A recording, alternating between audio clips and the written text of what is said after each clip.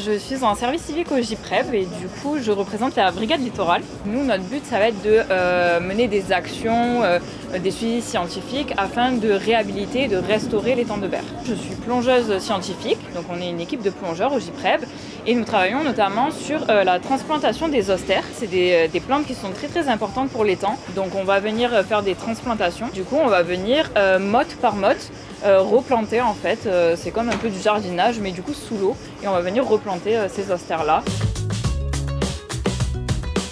C'est un syndicat mixte en charge de la restauration de l'étang de Berre qui est créé depuis 2000, depuis les années 2000, donc ça fait 25 ans aujourd'hui. Et sa mission c'est principalement la restauration écologique de l'étang de Berre, mais aussi les usages. Donc la voile en fait partie, la pêche, les activités de promenade autour de l'étang de Berre également.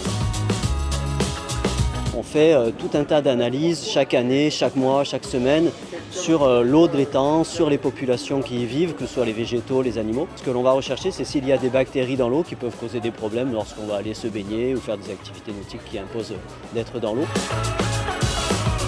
En fonction de la concentration en bactéries, l'eau va être de qualité bonne, moyenne ou mauvaise.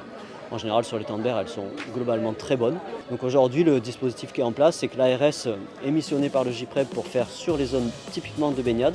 Et le JPREV continue à faire des analyses sur les zones de nautisme pour que les pratiquants du nautisme aient des informations toute l'année, et pas seulement l'été, sur la qualité des eaux dans lesquelles ils naviguent.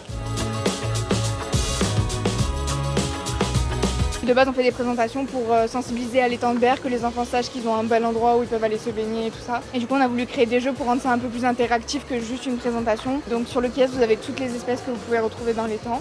Et sur le chamboule-tout, vous avez les espèces invasives, donc on n'a pas trop envie d'avoir. Donc vous pouvez leur jeter les boules dans la tête, ça fait plaisir.